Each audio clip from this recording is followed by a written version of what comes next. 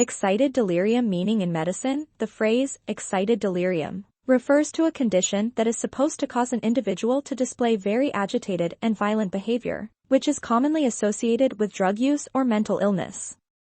It should be noted that there is no widespread agreement on the definition of enthusiastic delirium, and it has not been widely recognized as a legitimate medical illness. Nonetheless, some emergency medical practitioners and medical examiners use it as an official cause of death, and some medical examiners even identify it as such. Civil rights activists and medical experts, among others, are outspoken in their opposition to the usage of the phrase, which they consider to be unscientific. When it comes to police arrests, the word has been explicitly condemned for being used to justify the use of excessive force by officers. Because many of these incidents involve the arrest of African Americans, opponents have characterized it as an example of institutional racism in the United States government.